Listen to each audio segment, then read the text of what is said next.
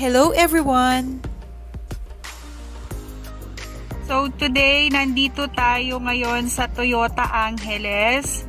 May appointment ako for change oil ng sasakyan. So ito yung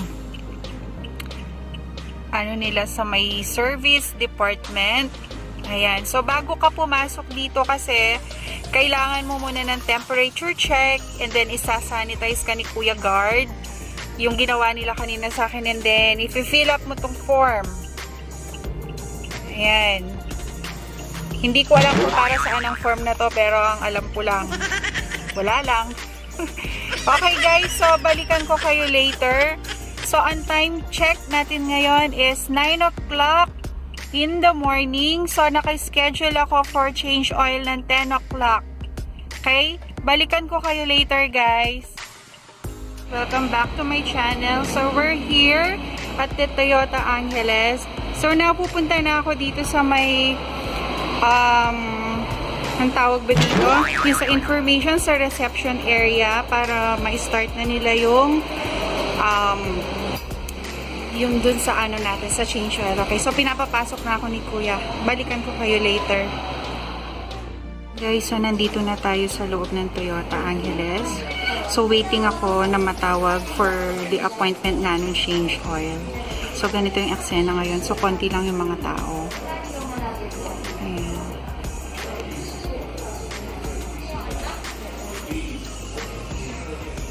Konti lang yung mga tao ngayon, guys.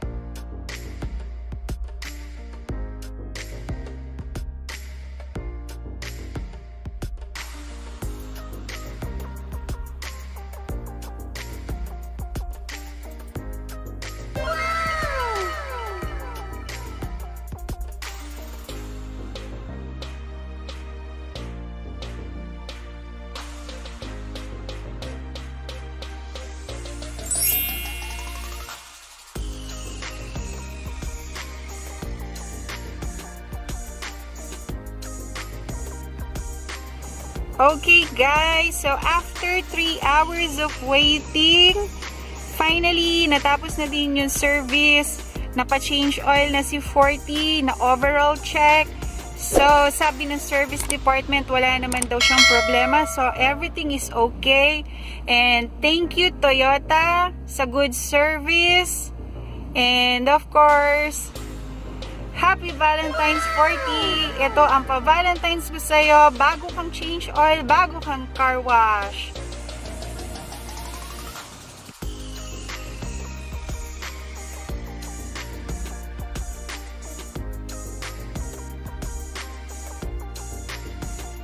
Ayun guys, so natapos na rin yung appointment namin sa Toyota Angeles, Pampanga. Na-change oil na si 40, na overall check. And sabi naman nila, wala pa naman dapat palitan sa mga filters niya, yung battery niya, yung tire, okay lahat, as in okay. So, thumbs up sa Toyota Angeles Service Department. Napakaganda ng service nila guys. And by the way, shout out kay Miss Gerlin Mendoza, marketing professional ng Angeles, Toyota Angeles, Pampanga. Siya yung agent namin nung binili namin itong sasakyan. And up to now, hindi niya kami pinababayaan. That's all guys. Thank you for watching. Bye!